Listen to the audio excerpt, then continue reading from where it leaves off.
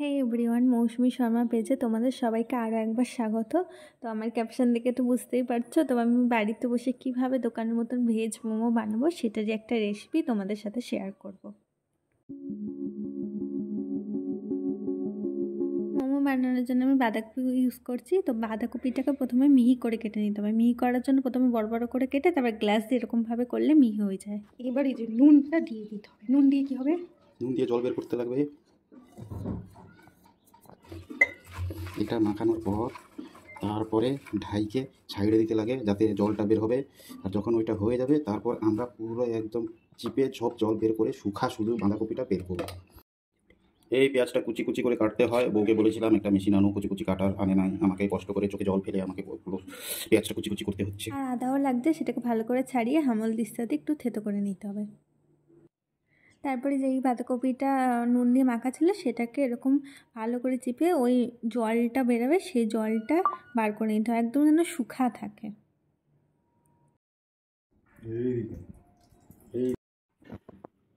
এই সব মিক্স করে একটু গরম তেল করে ভাজতে হবে, বেশি না, অল্প। তারপরে পেঁয়াজ আদা সবগুলো একসাথে মিক্স করতে হবে। 1/3 পরিমাণ পেঁয়াজ, 2/3 পরিমাণ যেটা দিয়ে আপনারা বানাবেন, কপি বা কোয়াশ দিয়েও বানায়, সয়াবিনেরও বানায়, অনেক কিছু। ওই কিনাটা 2/3 থাকতে লাগবে, তাহলে টেস্টটা ইনহ্যান্স হয়। তেলটা একটু গরম করে তারপরে ওগুলো ভাজতে হবে, তাই তো? হালকা ফ্রাই করতে হবে, হালকা, বেশি না, শুধু তেল গরম করে এটাকে দিতে হবে। তো এই যে আজিনামোটোটাও দেওয়া হচ্ছে, যেহেতু এটা হেলথের জন্য ভালো না, তাই কম খাওয়াই ভালো। আর নুন তো আর দিবা না? কেন দিব না? একবার তো মেখেছিলে নুন। সোয়া সস। এই যে আমরা একটা সহজ পদ্ধতি করছি, এরকম করে আগে বড় করে করে তারপরে গ্লাস দিয়ে চিপে চিপে ছোটো ছোটো করে মোমোর সাইজ। আর এই রুটিটা লাল হয়েছে কারণ আমরা এটা মোমোটা বানাচ্ছি পুরোটাই আটা দিয়ে, যেটা খুব হেলথের জন্য ভালো আছে।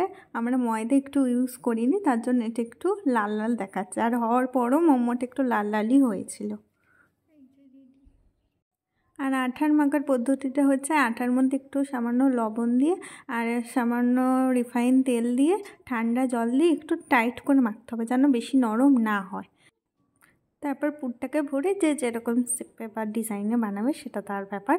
তারপরে এই যে এবার স্টিমে বসিয়ে দিয়েছি, যেহেতু আমাদের কাছে কি বলে মোমোর বাসন ছিল না, তাও আমরা এইভাবে স্টিমে করেছিলাম, তাও অনেক সুন্দর হয়েছিল। তারপর এই যে আস্তে আস্তে তুলে নিচ্ছে, এটা হয়ে গেছে। ফাইনালি আমাদের বাড়িতে বানানো মোমো একদমই রেডি, যেটা খেতে খুবই টেস্টি হয়েছিল। আর পুরো রেসিপিটা বানিয়েছে আমার বর। And thank you for watching. Bye by.